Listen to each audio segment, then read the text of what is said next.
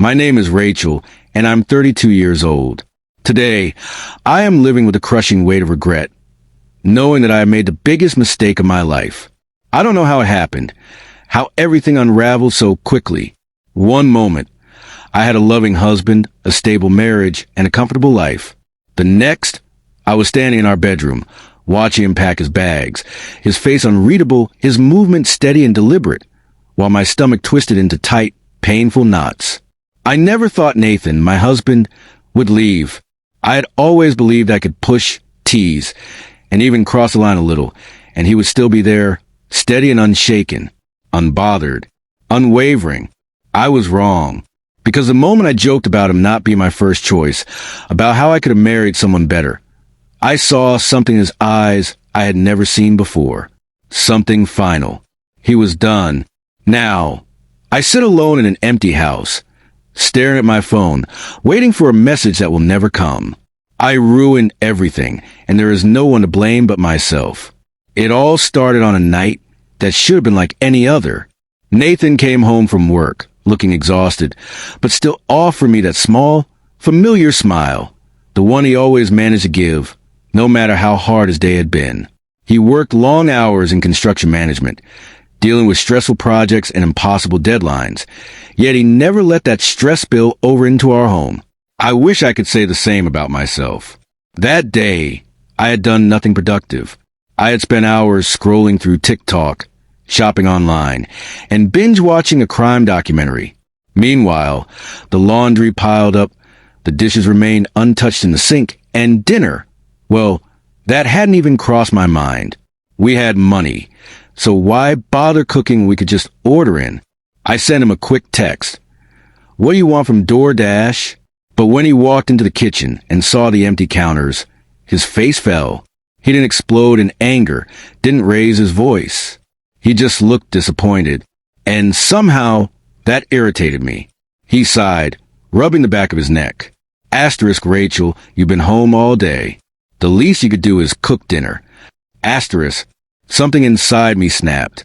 Maybe it was the way he said it. Maybe it was guilt gnawing at me, or maybe I just wanted to push him, test his limits like I always had.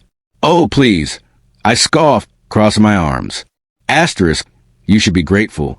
At least I picked you over all my other options. Asterisk, silence. Nathan's expression froze mid-motion. His hands stayed in his pockets, his posture unervingly still. Asterisk, what? Asterisk, his voice was quiet, unreadable. I laughed, brushing it off. Asterisk, I mean, let's be real. You weren't exactly my first choice, but hey, I settled down, didn't I? Asterisk, the second the words left my mouth, I felt it, a shift in the air. A line crossed that could never be uncrossed. Nathan didn't yell. He didn't demand an explanation. He just stared at me, and that scared me more than anything. He blinked. Once. Twice. Then let out a sharp exhale. Good to know, he muttered, turning away. I rolled my eyes, still trying to play it off. Asterisk. Oh, come on, Nathan. Don't be so dramatic. Asterisk. I'm not, he interrupted, his voice steady, slicing through the air like a blade. Asterisk. I just finally get it. Asterisk. And with that, he walked away. I should have realized then that something was different this time, that we weren't going to wake up tomorrow and pretend nothing happened. But I didn't. I assumed he would be moody for a while, go to bed early and wake up fine. An hour later, I went upstairs, expecting to find him in bed, scrolling through his phone like always. Instead, I walked into our bedroom and saw him pulling a suitcase from the closet. My heart plummeted. Asterisk, what are you doing? Asterisk, I asked, forcing a laugh. I leaned against the doorway, trying to sound amused, unaffected. Asterisk, you're not seriously leaving over a dumb joke, are you? Asterisk, he didn't answer. He kept packing, his face blank, his movements mechanical. Asterisk, Nathan, stop. You're being ridiculous. Asterisk, nothing. No reaction. That's when panic set in. Asterisk, okay, I'm sorry, all right? I was just messing with you. Asterisk, Nathan zipped up his suitcase and finally turned to face me. His expression wasn't angry, wasn't bitter, just resigned. "It's not just this, Rachel," he said, his voice eerily calm. Asterisk, it's everything. You don't appreciate me. You don't respect me. And now I know how you really feel. Asterisk, my chest tightened. "That's not fair," I blurted out. Asterisk, "I do appreciate you." Asterisk, he tilted his head slightly, studying me. Then, in a voice so quiet it barely reached me, he asked, Asterisk, "Then why do I feel like an afterthought?" Asterisk, I had no answer. So I did what I always did. I deflected. Asterisk, "So what? You're just going to run away? You're just going to leave over one dumb argument?" Asterisk, he let out a bitter laugh, shaking his head. Asterisk, "This isn't running away, Rachel. This is me realizing I don't have to beg to be wanted." Asterisk, and then he was gone. I stood there frozen, my heart pounding in my ears. I told myself he would come back. He always did. Days passed, a blur of missed calls, unread texts, and a growing sense of dread. I convinced myself he just needed space, that he was cooling off. Then I saw it, an email from a real estate agent.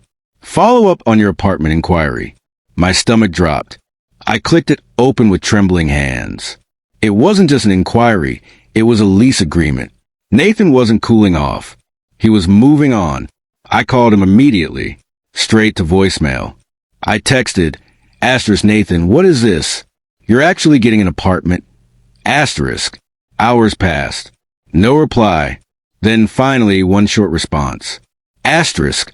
"I'm not making any decisions yet, but I need space." Asterisk. That was it.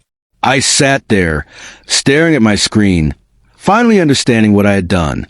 I hadn't lost him because of some dramatic betrayal. I hadn't lost him because we had a catastrophic fight. I had lost him because I made him feel small, because I took him for granted. And now he's gone. And I have nothing.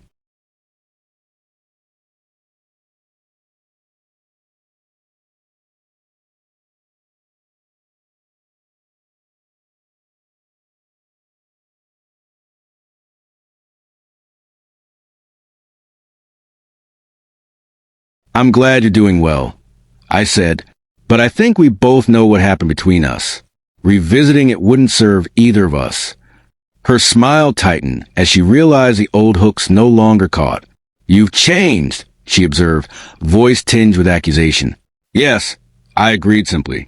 That was the point. And as I walked home, I finally understood. The ease she had once offered came at the cost of my identity. The difficulty I chose instead, the solitude, the uncertainty, the weight of full autonomy, had given me something far greater, the profound relief of living authentically.